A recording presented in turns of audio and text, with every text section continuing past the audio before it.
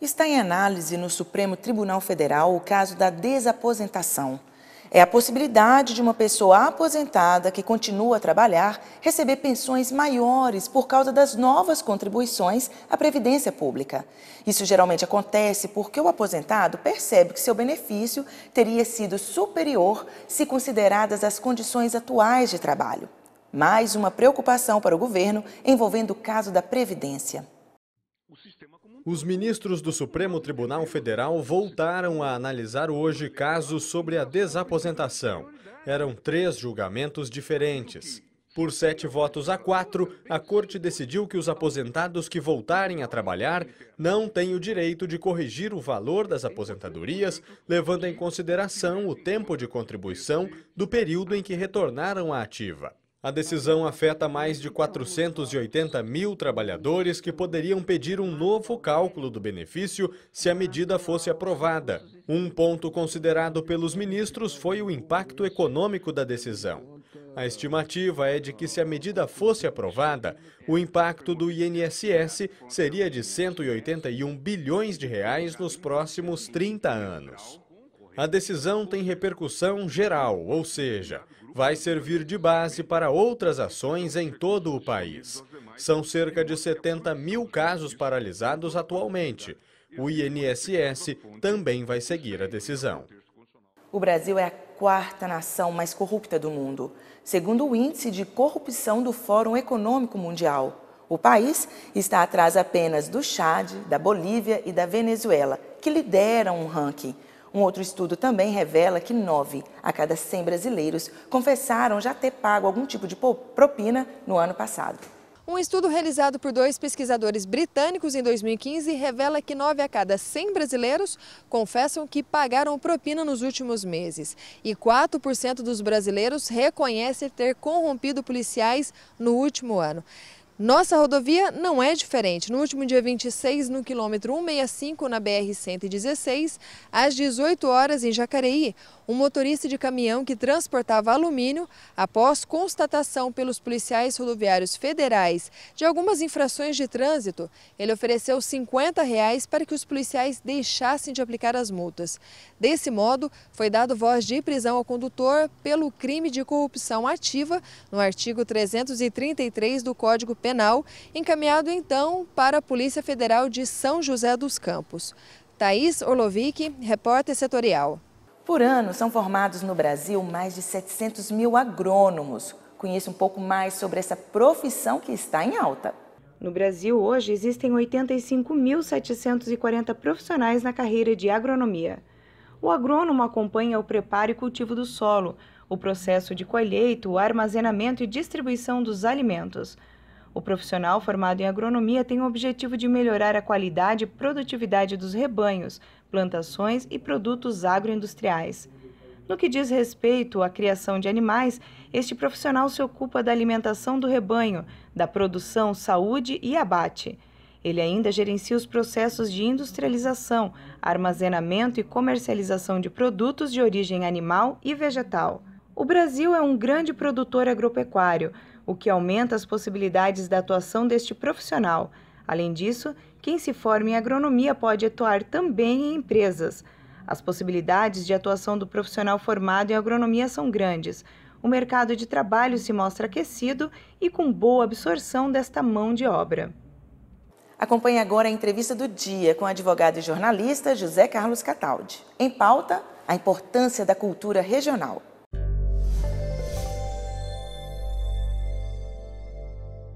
De Jessé nasceu a vara, da vara nasceu a flor, de Monteiro Lobato nasceu o Jeca, do Jeca nasceu o inspirador de Mazzaropi e de Mazzaropi nasceu a inspiração para Filadelfo. Hoje nós vamos falar sobre a carreira desse grande brasileiro, Amácio Mazzaropi, e estamos aqui com um parente dele, o Filadelfo. Tudo bem, Filadelfo? Bem, belezura. É uma grande satisfação ter você aqui. Sabe que desde que eu cheguei em Pinda eu estava querendo fazer essa entrevista. É mesmo? É. Obrigado pelo convite, fiquei muito honrado. Uma de eu estar aqui na emissora, com a sua presença, e falar desse grande ícone do cinema brasileiro, que é o Mazzaropi, não é mesmo? Esses filminhos aqui são todos meus. Ah, é? Sou fã dele, porque nasci no ano que ele lançou esse primeiro filme aqui, O Sai da Frente. Isso mesmo. 1952, 64 anos, e está aí, memória viva do nosso cinema brasileiro. Pioneiro, né? O Mazzaropi. Mazzaropi, apesar aí de seus quase 40 anos do seu falecimento, ele ainda deixa vivo o seu legado, né? Eu mesmo, nas minhas andanças, em shows, que eu faço as minhas apresentações, a gente vê que ele está vivo no coração das pessoas. Os jovens, crianças, tudo fala do Mazzaropi, né? Sem falar dos mais velhos também, né? É aquela inocência, né? É a coisa que tinha uma malícia inocente que o Mazzaropi sabia fazer tão bem. É a coisa do caipira, né? O trejeito do caipira, a simplicidade, aquele humor familiar, né? Como ele dizia, eu faço humor e os meus filmes, tudo que eu faço, a família tem que sentar todos para assistir. Se tiver que um sair da sala, não serve para mim. Então, era puro, né? Tinha que estar do avô, os pais e as crianças, tudo junto. Agora, quando é que nasceu o Filadelfo? O Filadelfo, ele nasce há 16 anos atrás. Eu estava trabalhando numa empresa chamada Embraer e lá me despertou o teatro, porque eles fazem um grande evento chamado Portões Abertos. E ali eles chamam vários artistas, e aquilo despertou em mim. Aí, de tanto eu conversar com a área que resolve essa parte aí, que organiza o evento, eu pedi para ser palhaço, e nasci como palhaço. Aí aquilo foi crescendo desde mim até que eu saí da Embraer e fui fazer carreira no teatro. E estamos aí há 16 anos, aí nasce o Filadelfo. O Filadelfo vem da inspiração do meu avô, que eu cresci vendo, era um caipira, de roça, inclusive vendia e alugava cavalo para o Mazzaropi. Ele gostava muito de cavalo pampa, o Mazzaropi. Ele dizia que ficava bonito nas telas do cinema. E quando o Filadelfo sai para os eventos, vem primeiro o quê? Mazzaropi. Mas eu falei, epa, eu não sou Mazzaropi, eu sou Filadelfo. Mas está tão embutido que o caipira é o Mazzaropi, que eu falei, não, eu tenho que consolidar também o meu personagem. Aí foi quando eu comecei a estudar mais a vida e a obra do Mazzaropi, que eu conhecia como uma pessoa comum. Depois eu fui estudar e virei fã de carteirinha desse grande cineasta. E o Filadelfo virou um primo distante do Mazzaropi, justamente para poder engrandecer ainda mais a sua carreira.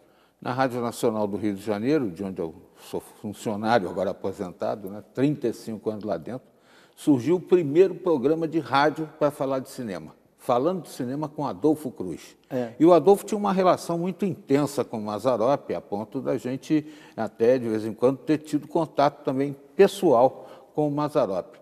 E a gente percebe que tudo foi feito à custa dele, somente dele, não teve ajuda de ninguém. Pelo contrário, muita gente meteu o pau no Mazzaropi.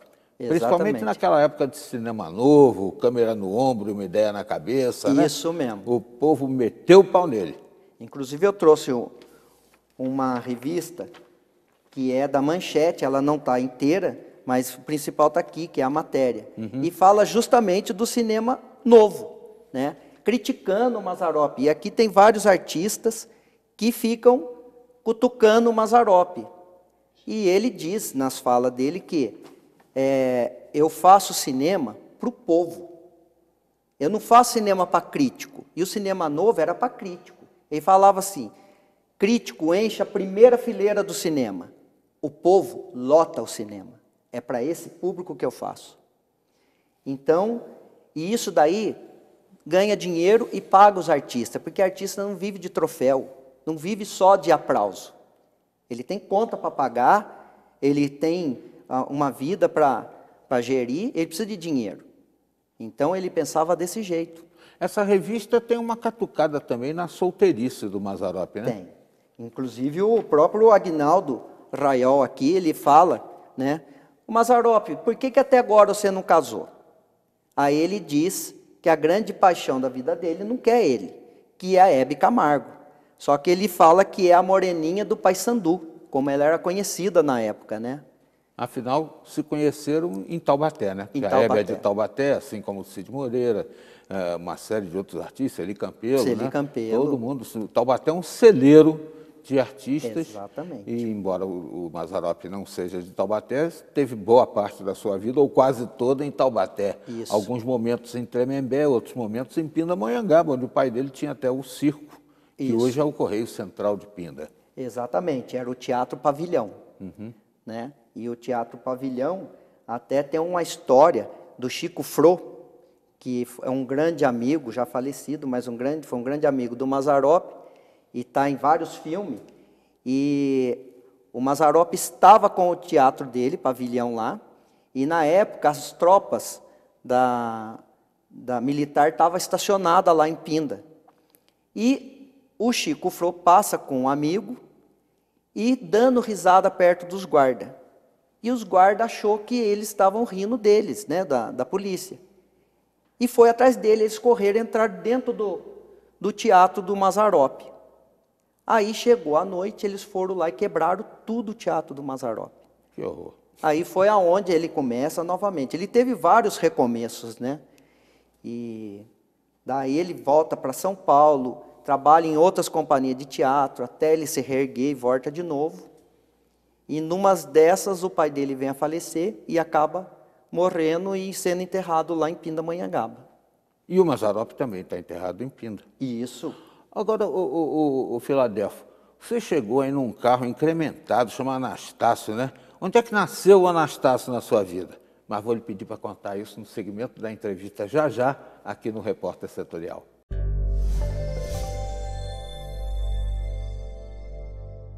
O Repórter Setorial vai para um rápido intervalo e na sequência você vai ver. Penitenciária de Potim realiza projeto de apoio de reintegração social. Aguarde um instante, voltamos já.